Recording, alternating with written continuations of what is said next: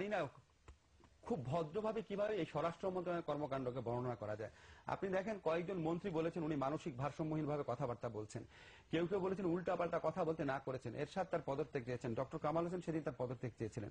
উনি আজকে একটা সাংবাদিক সম্মেলন করে বললেন যে অনেকে বলেন যে আমার মানসিক বিকৃতি হয়েছে।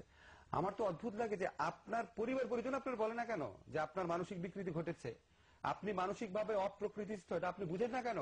আপনার পরিবার পরিজন বলে না কেন? আপনার প্রধানমন্ত্রী বুঝে না কেন?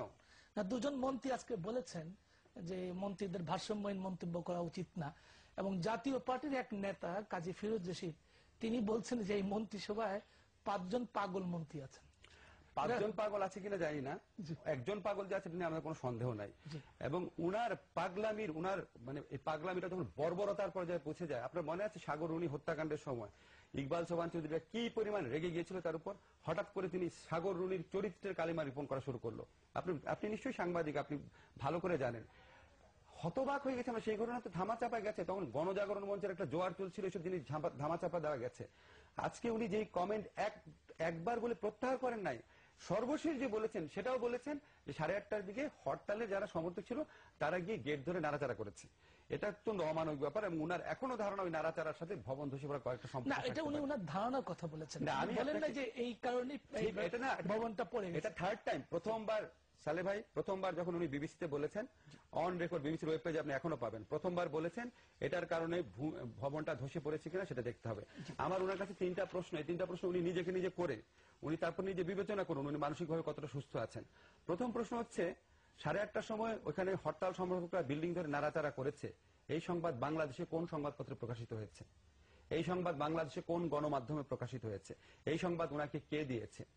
সেকেন্ড কথা হচ্ছে, আমরা সমস্ত পত্রপত্রিকা পড়ি, ওখানে হরতাল বিরোধী মিছিল করার জন্য রানা যে যুবলীগের যে নেতা যার ভবন, সে সমস্ত লোক জড়ো করছিল। হরতাল বিরোধী মিছিল করার জন্য যাদেরকে জড়ো করেছিল তারা হরতাল কেন করা হচ্ছে না এই জন্য বিল্ডিং ধরে ঝাঁকাঝাঁকি করবে কেন?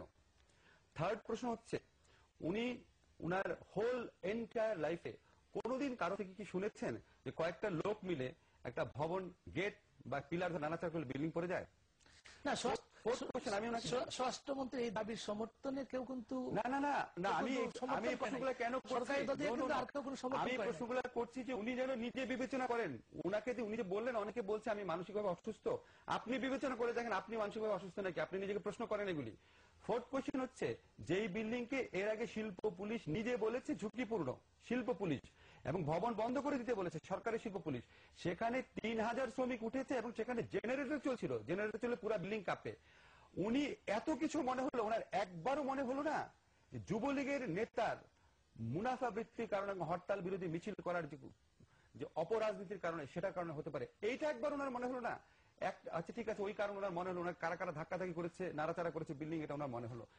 ফিফথ এবং লাস্ট যেটা, সেটা হচ্ছে মাননীয় স্বরাষ্ট্রমন্ত্রী আপনাকে একটা কথা বলি, শিল্প পুলিশের 2 জন সদস্য, একজন এসআই একজন কনস্টেবল, ওনারা কিন্তু এই ভবন যে ঘটনাস্থলে যখন এই ভবনটা ধসে পড়ে তার কিছুক্ষণ আগে এই ভবন এসেছিলেন, এবং তারা নিজেরাও এই ভবনটা বন্ধ করতে বলেছিলেন, এবং তারা এই ঘটনাস্থলে থাকা অবস্থায় ভবনটা ধসে পড়েছে এবং তারা আহত হয়েছেন। বর্তমানে এই 2 জন পুলিশের সদস্য সম্মিলিত সামরিক হাসপাতালে চিকিৎসাধীন আছেন। ফলে আপনার এই ভবনটা বন্ধ করার জন্য সব মহল থেকে বলা হয়েছে, তারপরেও তিনি তার হয়তো কেন বন্ধ করেন নাই, কি তার ক্ষমতা উৎস, এগুলো সরকার হয়তো তলিয়ে দেখবে। সরকার তলিয়ে দেখবে আপনার মনে হয়? সরকার তলিয়ে দেখার কি আছে? বাংলাদেশের সরকারগুলো তো এভাবেই চলে।